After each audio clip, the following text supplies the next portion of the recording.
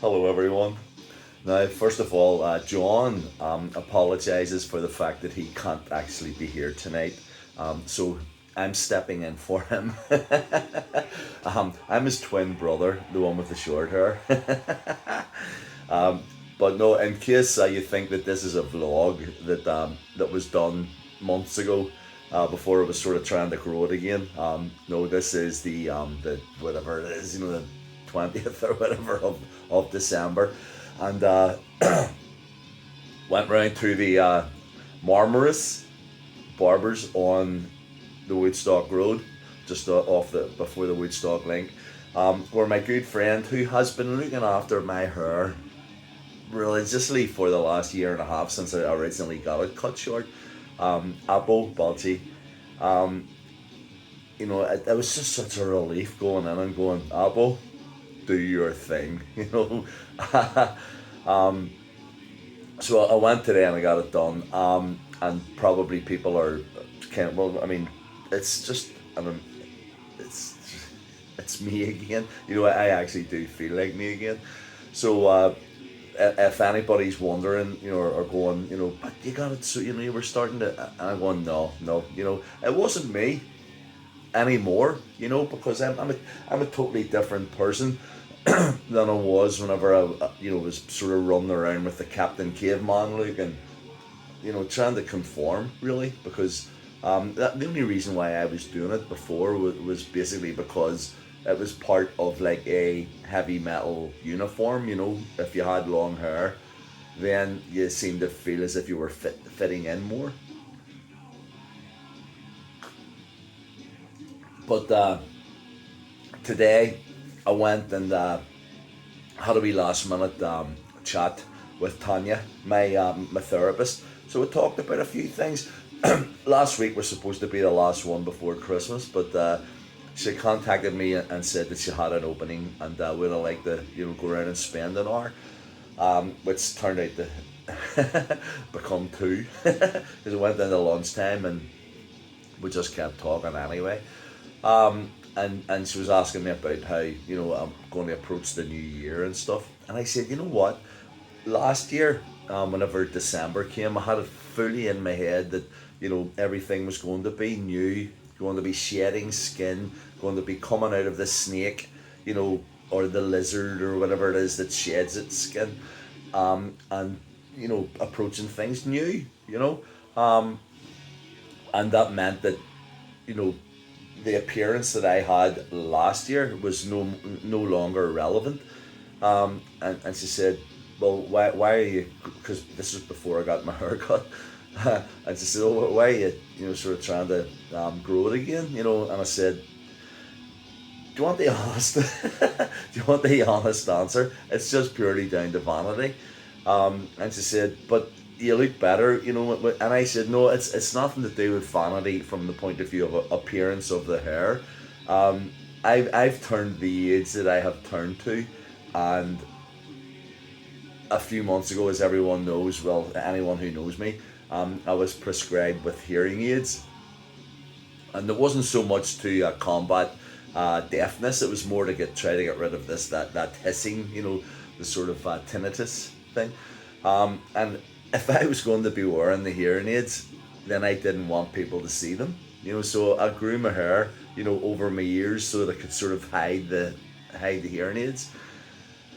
And then I sort of said to myself, right, okay, you know, what do you suggest that I do? And she said, do you need the hearing aids? And I said, to tell you the truth, that I actually don't. I can hear everything perfectly well, but apparently I was to get these so that it would sort of combat the sort of high pitchedness sort of ringing that's in the back of your head. And she said I didn't have that, and I went, no, they've made it worse. And she said, right, well then, obviously you don't need the hearing aids. Maybe you've went along to the hospital, which I did, and got my ears examined and did the hearing test and everything, and they told me that I was borderline chronic deaf or whatever. That's probably one of the reasons why I speak loudly, because maybe I am, but I get through a day, and sometimes it's whenever JJ's staying with me, it actually helps if you are a little deaf, or if you're getting shouted at by your ex, especially because she just lives around the corner. So, you know, so she said, "Well, what's all this new approach, new decade sort of thing, about?" Because she was laughing about that, because she said that I actually have more chance of sort of reinventing myself than the politicians do of going of getting back into Stormont again. And what she said was right anyway, and it actually just coincided with a conversation that I had with Robbie, my brother in arms in Monsters of Man, and the new band that we're forming. And he said, that you know I sort of was thinking that we could sort of kind of embrace the past a lot, but he was, and it's good that we're like this, but he's sort of the opinion that we should just completely be, you know, totally direct with a new approach. And I love that, it does then mean that I'm sort of shedding 16 or 17 years of building, and to the extent where Storm Zone was being sort of recognized as like an important band. Um, but then he said to me, you have the ability to turn everything around. Whatever you touch, becomes uh, you know, relatively successful anyway, So I thought about it. So the mixture of him saying that and the mixture of Tanya, so basically sort of putting it into my head about the necessity for the hearing aids. And I thought to myself, okay, you know what? They're right, and I'm right as well, because I've been wanting to cut my hair for months. But it was kind of like conforming, because next year we'll have, I mean, outside of the Monsters of Man and Robbie and I's two piece happening from January, I'm going to have to go back to Spain to play in the White Snake Thin Lizzy tribute thing that I did in Barcelona in August, and there were 1,000 people there, and so the promoter really wants to do that again, but he had said to me, Robert, and he's a lovely guy, and I've known him for like, I don't know, 15, 16 years or whatever, and he said, you know he was just he's just so old school, well, he is, because he's older than me, and he was saying to me, can you not grow your hair a wee bit, and really get into the part. And I said, how many tribute bands are out there where the front man really is using his own hair, if he's there are wigs out there, which I will never wear.